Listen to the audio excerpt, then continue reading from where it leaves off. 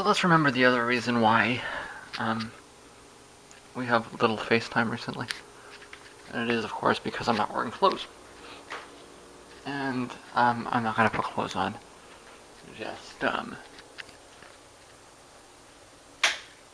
so I can look in the mirror when I'm talking to you. That's far too much of a sacrifice to make.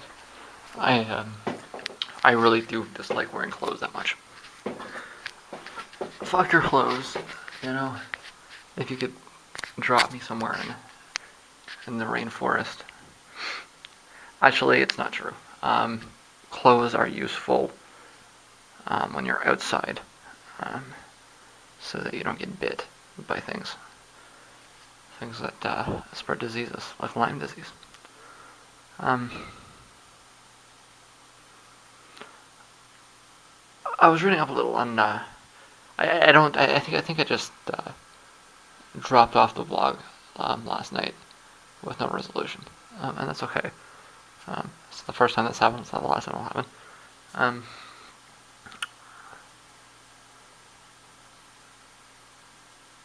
But I think I didn't. Okay, so I didn't do anything at all last night. I was tired. It was hot, and I think I tried to eat and then couldn't. I'm also like, you gotta keep in mind, like, I'm not. This isn't working out, so I'm not the happiest camper right now, right? And when I get kind of irritated at something, I get like loafy, right? My appetite goes down, and I get disinterested, and start ranting about politics. All these, like the ranting about politics is like this is not reflective of a desired like career option. It's like depression, right? When I start ranting about politics, that's when I'm depressed and upset, and it's like I can't focus on anything important, so I'm just gonna waste my time ranting about fucking news, and let a bunch of stuff off my chest, and try to like cheer myself up with by rebelling in the absurdity of the news cycle, right? It's like, how can I lose myself in a cruel joke kind of thing? And if you're interpreting it as anything more than that, which as I've been through this a few times, it doesn't mean I don't believe what I say. And like the reason, there's a marketing aspect to it too, but I mean, it's like it's a symptom of depression, right?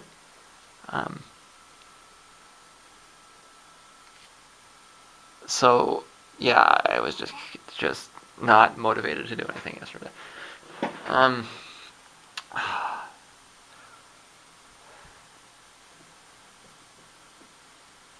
trying to heat up a little.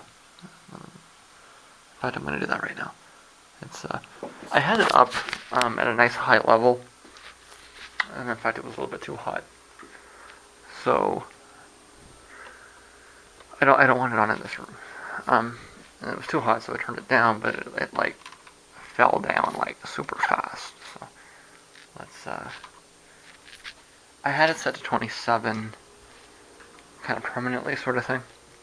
But then we got some humidity in, and if it would have sustained itself, that would have been great, right? But it didn't. So it's like I've been over this before, right? Like the temperature says it's like 26, and you might think you're cold at 26. Yeah, the temperature says it's 26, but the fucking air conditioner sucked all the humidity out of the space, right? So the humidity leaves first, and then after that, the temperature comes down, right? So I'm gonna take a glass of water here.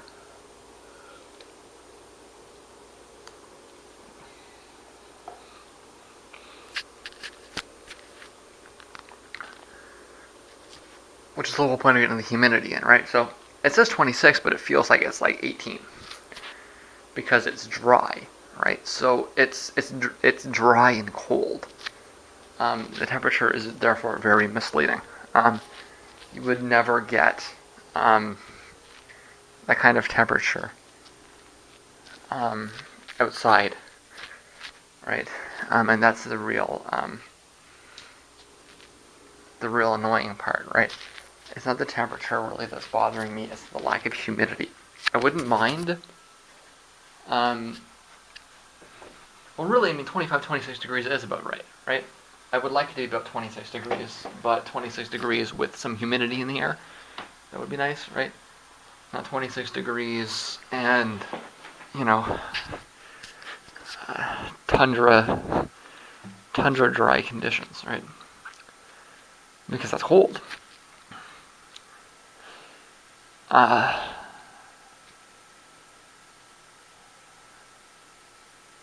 So I gotta compensate for that with the heat, which is even drier. And then I'm drinking lots of water, and it's...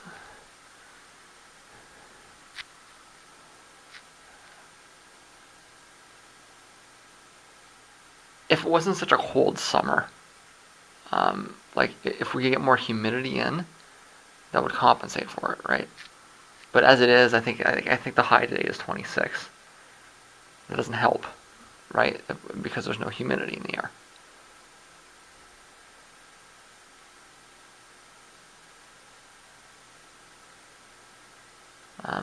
What I need is like the humidity up above 30, right? And like I said, the last couple of years I was able to flush it in, but like this year specifically, I don't know what he did, but it's made it like bone dry down here. And when it's bone dry, it's cold, and therefore I have to crank the heat. And fuck anybody that doesn't like it. Turn your fucking air down, right?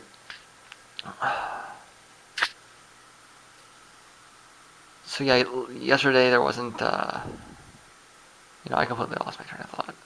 I don't even. Not wearing clothes.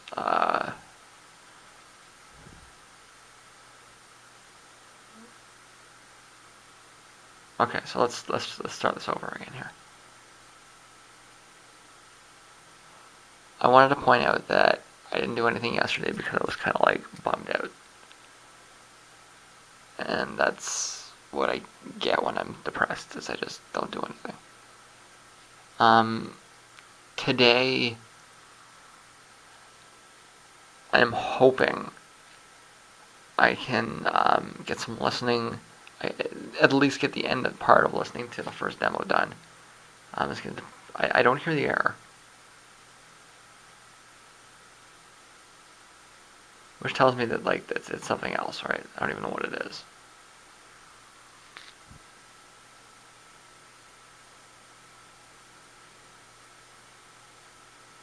Like I can feel the error, but I can't hear it.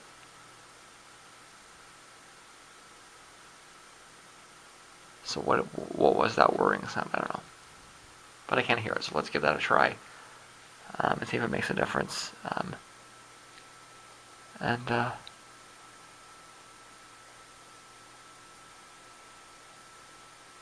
If I remember what I wanted to say, I'll come back and say it. Yeah. That's what I was talking about. I remembered because I was looking at, I pulled another ingrown hair out of my face. And, like, these things, like, the size of them is just, I swear, like, I sometimes think they're hairworms, you know? And I've done this a few times, I look it up and it's like, can hairworms infect humans? And there have been cases, right? But it's always in the digestive system. The idea of a hairworm just hanging out your face.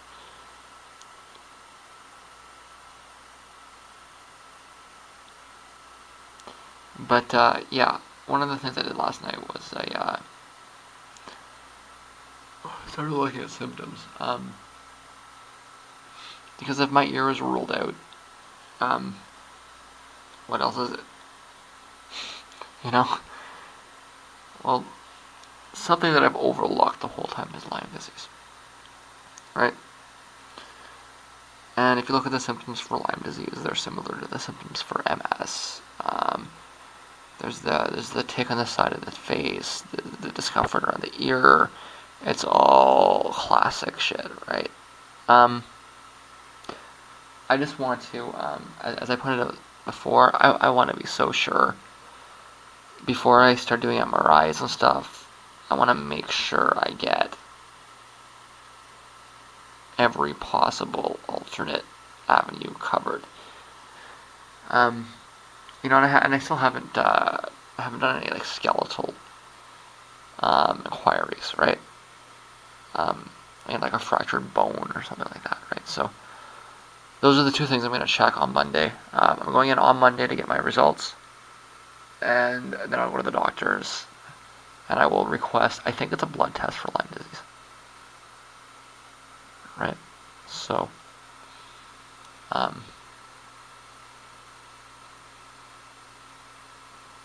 could go fairly quick for that too.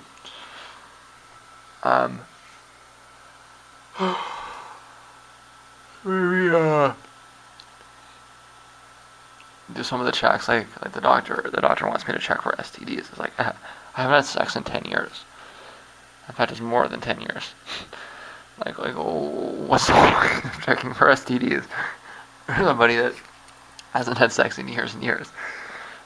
He insisted though, it's because the guy's kind of obviously following a script. It's just like queer person check for STDs, right? It's just like patient bang head against wall, right? But I'll probably let him do that as well. I think that there's a small chance that I may have picked up herpes from my mom. Not sexually. Calm your thoughts. But that's a possibility. So I can maybe check for that.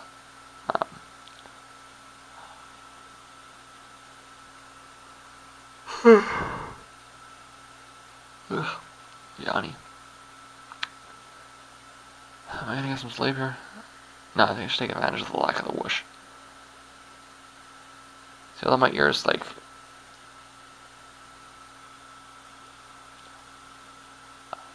It cracked really bad last night, and then it was like falling apart. And now it's like something. It feels like something's trying to get out of there. I am not at all convinced that there's no blockage. I am still very, very interested in the blockage aspect. I think when I talk to her again on Monday, I'll have that talk. But I do still have an appointment in December, and I plan to go to it. But yeah, that's excuse me. What's the next? I may have to sleep on. It's the Lyme disease that's making me sleepy. Okay, I put some clothes on after all because my plan worked out. This is what we're gonna do. We're gonna shut the vlogs down for a few weeks until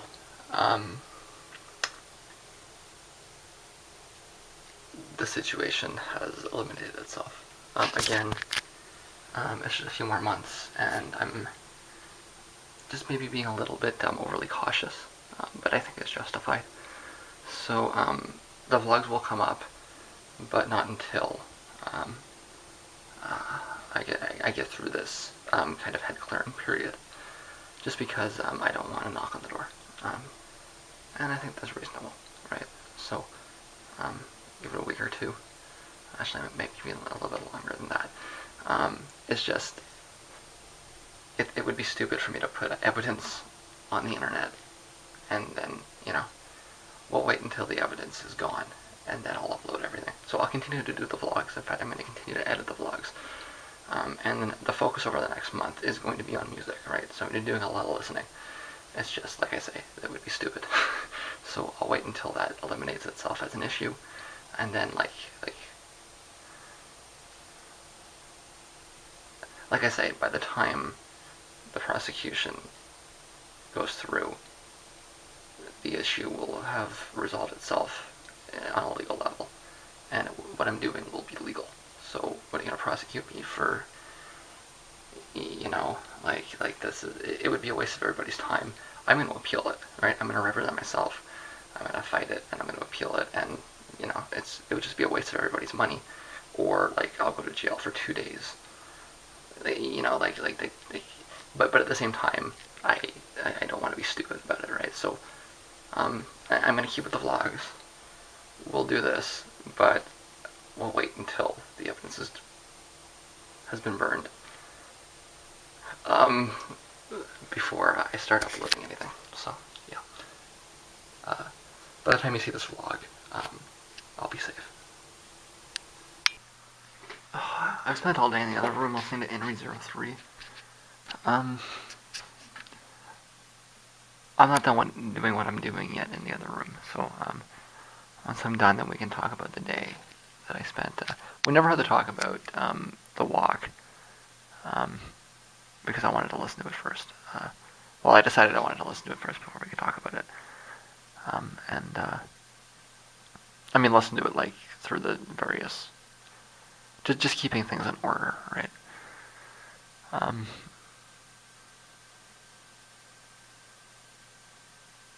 But the reason I'm stopping to talk right now is I wanted to record that I'm having a moment of clarity, which is so rare. Like the sinuses have cleared, my throat's cleared, and this isn't the first time this has happened. But what happened was I pulled a hair out of my neck, and like instantly my throat cleared. Which means what? Like, and I mean it was like instant, right? I can think of two things, two hypotheses. Okay.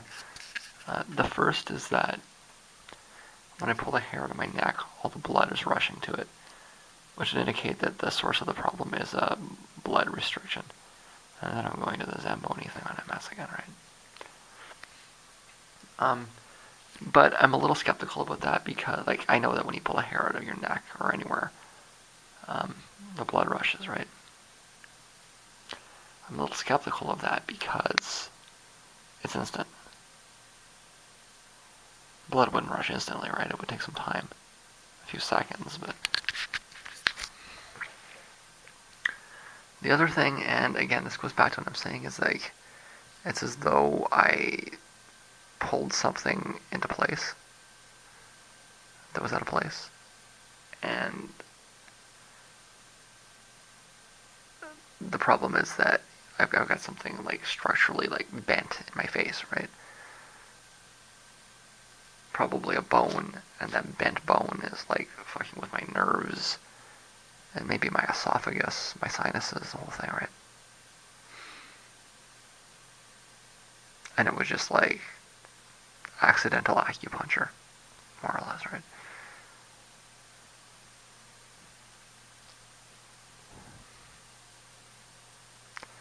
You'll never see me at an acupuncturist because, like, I not only do I think that they're pseudoscience, I think they're dangerous, right? I don't want, you're not a doctor. I don't want you fucking around with my neck, you know, or like screwing with my joints and stuff. Like, let's go take somebody that has no medical training and have them fuck with your joints. That's smart, right? So I mean, it's not like if you can demonstrate some of your, and I mean, I don't doubt that probably a few of the things that they do have some benefit, but I'd like a doctor to do it, please. You know, I have the same issue with yoga, right? It's like, does yoga have some stress relief properties? Probably. Do I think the way to take advantage of that is to talk to a yoga instructor, quote unquote? No, I don't think that that's somebody that has any knowledge to me that's useful at all. I think maybe doctors can learn something, but I want it administered to me in the structure of Western medicine, please.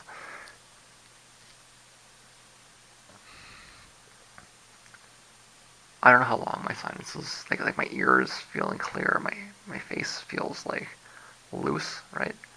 What I noticed, like, this isn't the first time this has happened either. Like, specifically pulling a hair out seems to make a big difference. And something I noticed is that, like, my neck is looser, right? Which again goes back to the idea that, like, the hair hair is like keeping my face in place, but it's not the place that it ought to be. It's like in an artificially constructed way, right? So the result is that my like face is like setting, and it's almost like somebody said, like if your mom ever told you don't make a face because it'll stay that way. It's almost like the hairs are like making my face stay a specific way, right? And then all the pressure is the result of the fact that my face is just malaligned. And I mean, I doubt that it's like totally the hair's fault, right? But the hairs may be like putting things into place and like setting them there in ways that shouldn't be, right? Um, I know that sounds insane, but it's really not as crazy as you think. It's crazy, but it's not completely crazy because it's something that it is understood that one of the functions that facial hair has is as like a structural. It's a part of your epidermis, right? It keeps your skin. It prevents it from being flabby. You can look at it like that, right? If you take all the hair out of your skin, it gets like looser, right? So it helps. It's a part of your it's a part of the system that keeps your skin like in place and like stretched out and rigid and firm, right? And if you take it out, then it gets flabby and soft and starts sagging and stuff, right? So to suggest that pulling a hair out is relieving tension in my face it's obscure, okay, but it's not insane. And I keep doing it, and it keeps making a difference, right? So that's some information I should take to the. See, I don't know, like the. Is he gonna do a blood test himself for Lyme disease, or is he gonna send me to a neurologist to get a blood test for Lyme disease? You know, and I'm not sure exactly what like a skeleton doctor. I don't know, like an orthopedist. I don't really know exactly what that is, right? And what does an orthopedist do? They probably give you a Dr. Schultz for your shoes, or I'd rather see an orthopedist than an acupuncturist for sure. But I don't really know the extent of what an orthopedist actually does, right? Like, do they take in osteoporosis patients? And is what I'm like? Is it roughly approximated by osteoporosis? I don't know. So they, like my ears are still clearing. Like it is right now getting better. But I also have to point out that I have also noticed a correlation.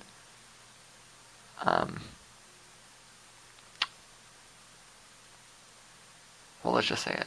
I've noticed a correlation between like it gets better when I'm in contact with marijuana, and that sounds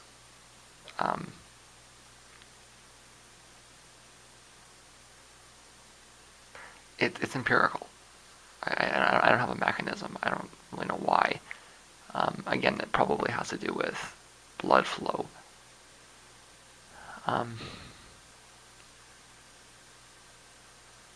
But it seems to be beneficial, right?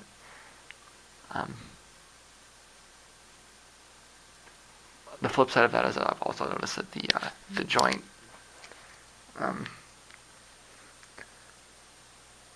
so one of the symptoms that I've noticed is that it kind of when it does get better, it gets better for a little while, and then like my jaw pops,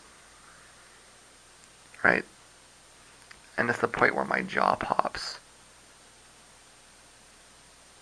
that it gets screwy again. And while I've noticed that the marijuana may make the symptoms lessen, it also seems to like I get the worst jaw pops when I'm under the influence, right? So kind of my ears are continuing to clear. I'm actually starting to feel clear-minded. I don't hear any whooshing upstairs either, though. Does that have something to do with it? I don't know.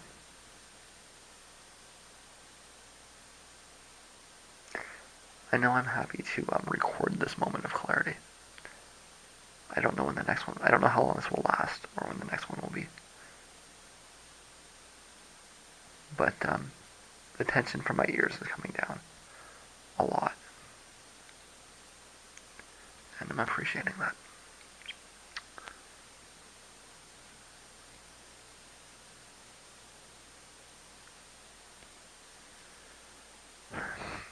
Keep note of it. Take it to the doctor on Monday.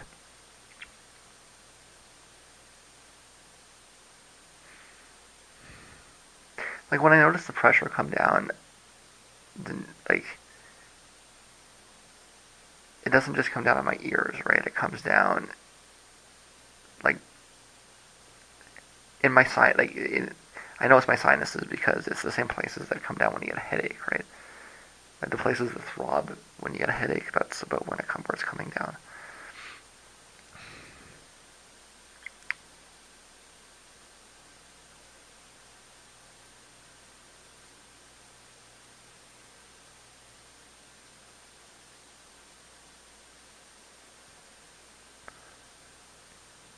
It's weird because it was a year ago today, I believe, that I started getting symptoms for the sound.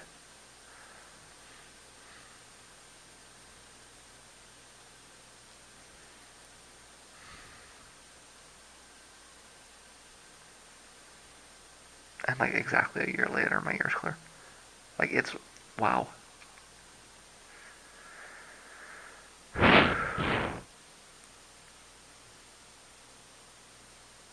Dramatic. And breathing is clear.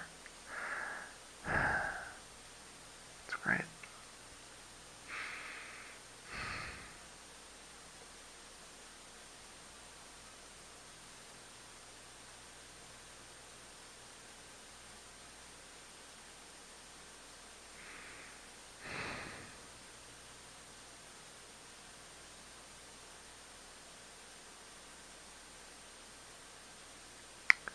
I hope it lasts. I'm gonna get back to what I'm doing in there. Um, and like I said, we'll talk about my listening experiences when I'm done what I'm doing in there. Tim Kaine is pro-life. That's a potential checkmate for Hillary Clinton. And if you think that has nothing to do with it, you should listen to what she said about abortion a little more closely. The existing law is judicial, which means it depends on what the Constitution states, and you get around that by changing the Constitution. What has Hillary said about the Constitution and abortion? It might not be what you think. And you really probably should have taken the time to look that up before you voted for her, thinking that she was a strong supporter of abortion rights.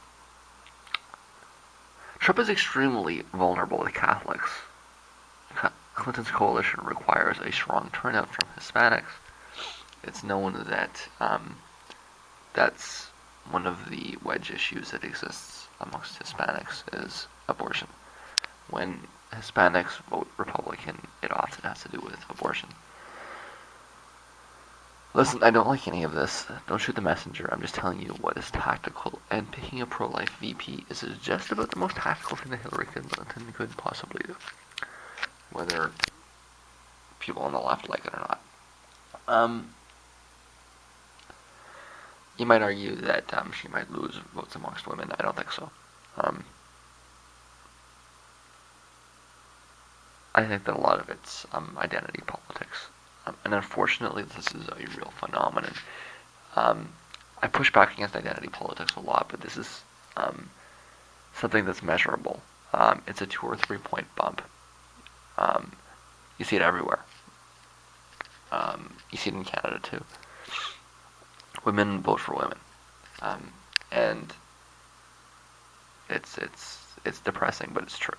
Okay. One of the arguments that the Clinton people have been pushing for a while, and you see it show up here and there, is this idea that Hillary really isn't any of the things the left says about her. And it's just all a lot of right-wing propaganda that's been put in silly leftists' heads. Every time anybody says anything critical of Hillary, then it's just it's just right-wing propaganda. It's a typical tactic of restricting options, right? You're with us or against us. right-winger propaganda or not, it is pretty obvious that Hillary is open to influence, and unusually so. Everybody's corrupt, but Hillary is unusually corrupt. So that's usually what the argument is about, and it absolutely falls apart when you're talking about corruption or most of the other mean things that leftists say about Hillary Clinton. That's resolvable by appeal to evidence, which is overwhelming, and usually even with minimal real controversy because it is overwhelming. But I think the argument does hold very well for the things the right says about Hillary. If all you've ever heard about Hillary came from right-wing talk radio, you'd think she's an anti-war hippie that wants to take away your guns and put abortion clinics in the corner of every convenience store, run up a massive budget deficit. This is the same, industrial media complex that tried to tar Obama Clinton, a self-described conservative, and a clear conservative by every policy, as a socialist, and succeeded largely. He had a choice between single-payer health care and some kind of market-based law, and he chose the market over single-payer. And they still go after him as a socialist. He has pushed through some of the strongest austerity pact. There haven't actually, who the last president that pushed through austerity packages that strong was? It was Bill Clinton.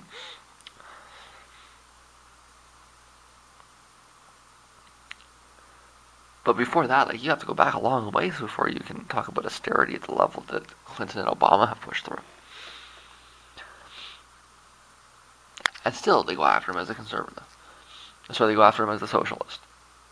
Even though all evidence suggests that he's somewhere on the spectrum, somewhere to the right of David Cameron on the spectrum. Somewhere to the right of Stephen Harper on the spectrum. He's a right-winger. And he was always a right-winger. But there's this media establishment that just nails him as a socialist, and the result is that you get this group of leftists that think he's a leftist, because the right's been nailing him as a leftist forever.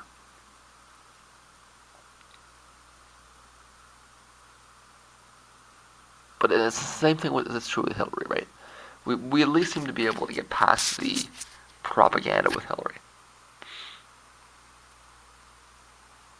And it's just a matter of the public record regarding Obama as well, right? 10 years from now, people will look at Obama the same way they look at Hillary Clinton. If Michelle Obama tries to run, she's going to run into all the same problems that Hillary Clinton ran into, and she'll probably be roughly the same candidate. I don't think that's going to happen, but you get the point. So there's this argument that Hillary's pushing that, we're just all, over here on the left, we're just brainwashed by right-wing propaganda. It's not true, but it is true that a lot of people in the center have been brainwashed by right-wing propaganda and look at Hillary through the filter of what the right-wing propagandists say, and then vote for her because they like the right-wing propaganda. Right? They like the make-believe Hillary that the right built up. They would like to vote for an anti-war hippie raving socialist that'll take away your guns and put an abortion clinic in the corner of every convenience store. That's what they want. That's not what she is, though. The truth is that Hillary has always been right-leaning on abortion. Was it safe, legal, and rare? I think the emphasis was always on the rare. She has been on record for opposing late trimester abortions forever. That's right. She opposes late trimester abortions, and fairly staunchly. She's really always been about reaching a kind of compromise position that respects the safety of the woman, but not necessarily her right to choose. So if you listen to what she says, well, she would support, laws against abortion so long as they have clauses for the safety of the mother, right? I know that's not what you think, is it? Because the right wing has been telling you for years that she's an abortion activist. But she's not. She's actually very conservative on abortion. And if you did your research instead of listening to Rush Limbaugh, then you know that. And of course, that's why the right goes after out of its way to skewer her on it, right? her position is politically calculated. She positions herself to the right of center because she wants to appeal to right of center voters. And so the right attacks her as an extreme leftist because she threatens their base. It's the same thing with Obama, right? The reason the reason the right went after Obama so hard was because they felt threatened by him and his ability to appeal to moderate, middle of the road conservatives. So they ramp up a propaganda effort to secure him as a socialist. And the result is, if you think that Hillary is really a liberal, she's just pretending to be a conservative to win an election. Isn't that what they said about Obama, that he was pretending to be a conservative to win the election? And people actually believed that. Like what kind of a crazy, naive schizophrenia comes into the idea that the guy that's running for president is just pretending to believe what he says. But this is what he really believes, so this is what he'll really do. Okay, alright, I'll grant you that makes sense when you're talking about a corporate candidate that's pretending to be liberal. But a liberal candidate that's pretending to support the corporations, he takes all the money from Goldman Sachs and he just pretends to believe what all these things because he takes their money. But once he gets elected, then he'll do all these things that he's never ever said he'll ever do.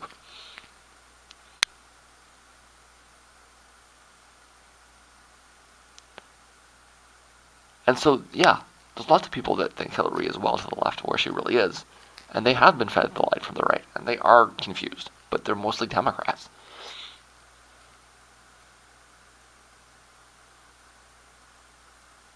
Democrats are voting for something that isn't real. Again,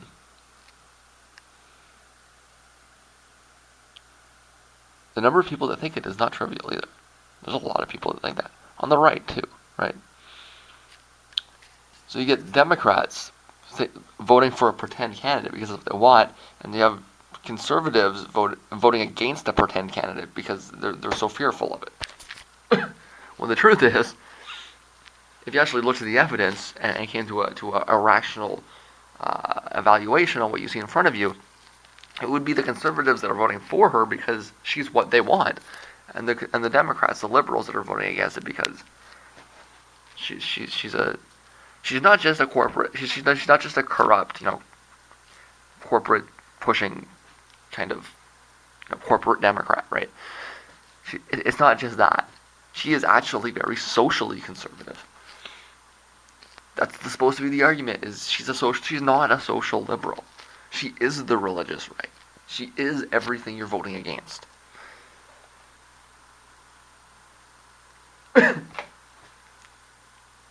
And in fact, a big part of what she has to do to win this election is to convince you that is to convince a key demographic that she's a social conservative.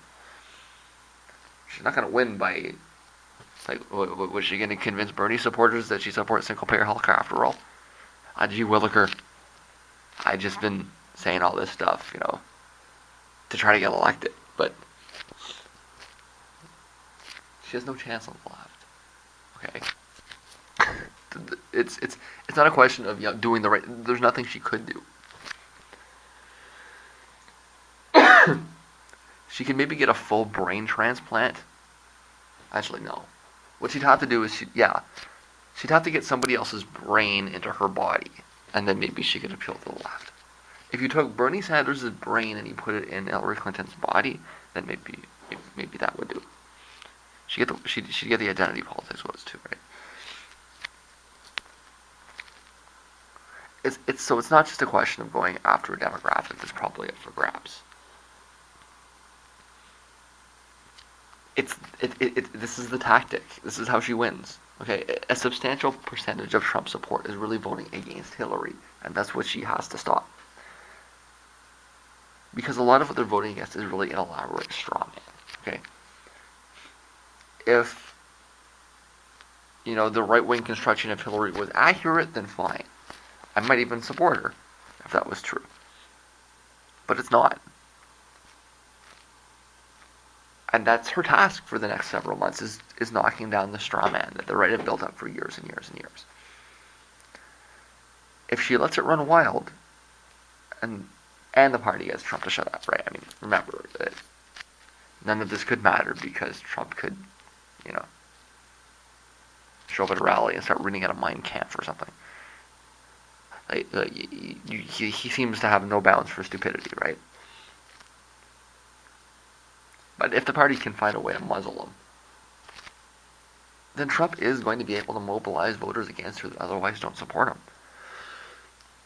him. Big swaths of voters that don't want to vote for Trump, but will vote against the straw man of Hillary. People like pro-life voters that are confused about where Hillary stands on the issue. And, I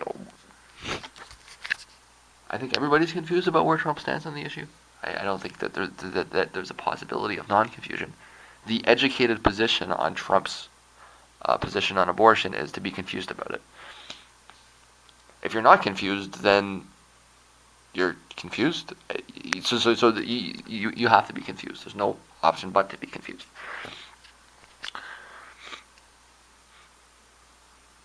But at least Hillary's been clear, right? We actually really do know where Hillary stands on abortion. That's something that's years of public records, all right? She actually supports a constitutional amendment to end late trimester abortions. But I mean, she wants about she's in favor of federal funding for early term safe abortions. It's all about the safety of the woman going through the process. It's a woman's health issue. All these sorts of things, sure.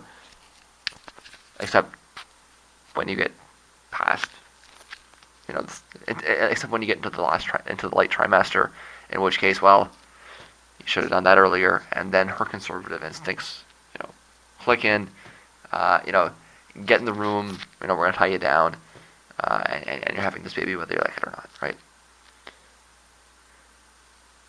Because it's not about choice for her; it's about health.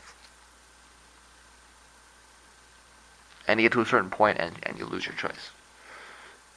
It's not a liberal position. It's not the position you would have associated with the Democrats for most of the last 50 years. It's a moderate conservative position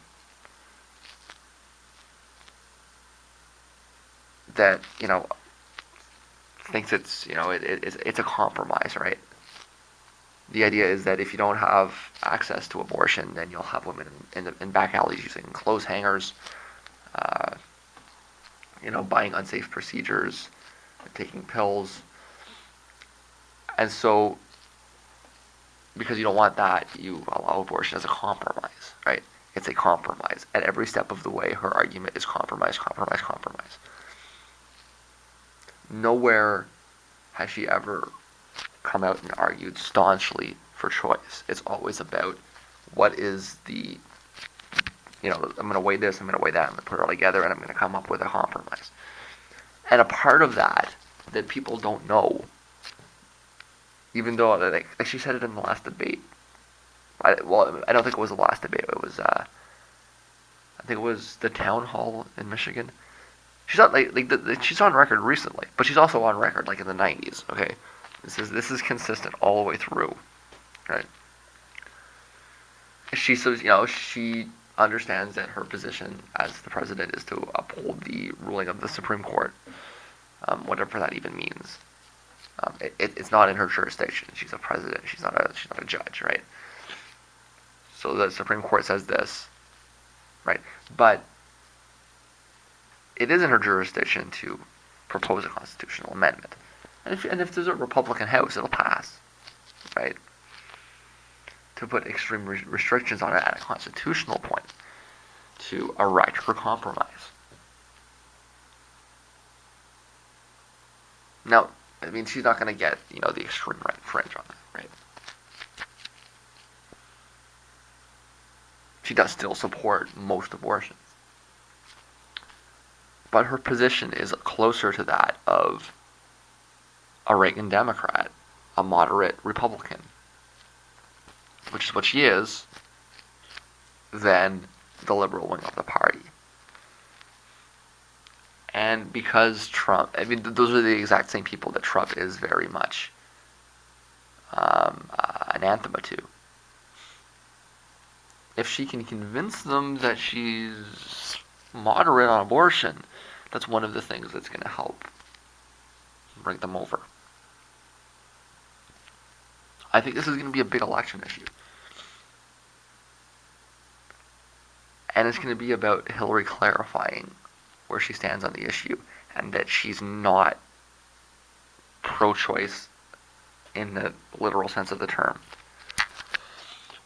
That she supports very strong restrictions on abortion access, so long as there are clauses, like she doesn't want a total ban on late trimester abortions. She wants a ban except for exceptions, right? Which is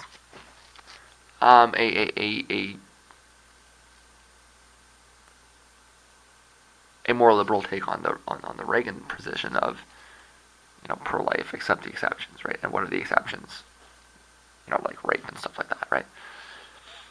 For her, it's okay. We can have a ban on late trimester abortions, except when you need to do an abortion to you have to do a procedure to to save the life of the woman. If you have to make the choice, then the woman's choice, woman's life is more important, right?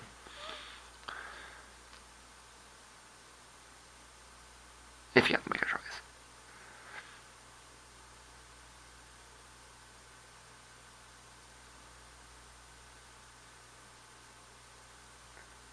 So if she just lets that run wild and the party can get Trump to shut up, then Trump is going to be able to mobilize voters against her that otherwise don't support her. And that could be why she loses. So she must find a way to, if there's low turnout, right? So she must find a way to at least disarm this propaganda by attacking years of strawman arguments against her. And one of those things is going to be setting the record straight on her views on abortion. What kind of judges she'd appoint, whether she'd propose a constitutional amendment to limit late trimester abortions, and etc. So like it or not, and there's going to be a small group on the left. They're not going to vote for Trump, right? If you don't think Hillary is progressive enough on abortion, therefore you'll vote Republican, of course not.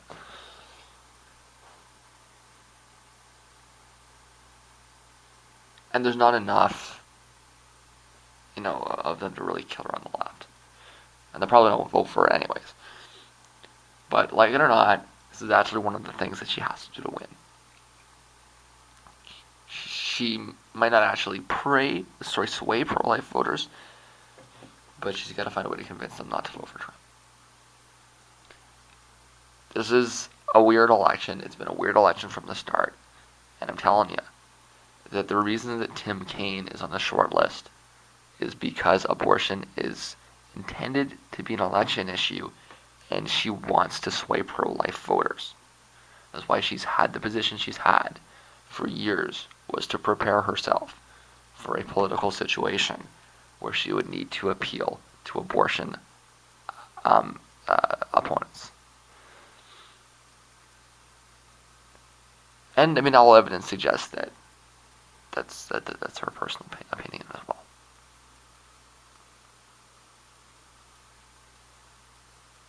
Do your research. Okay? If I can figure it out from up here in Canada, you can figure it out from down there. You have the internet. You have libraries too, but you have the internet, right? You're better off with the internet. I don't think you're going to find this in the library.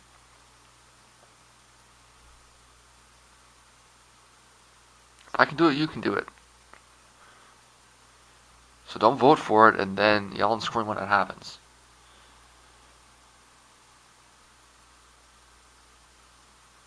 Then you're making the same mistake you made 8 years ago, right? So I didn't finish what I'm doing in the other room, but I'm getting some sleep. So um, I don't usually do blog endings or blog starts, and I'm not going to start doing blog endings or blog starts, but um,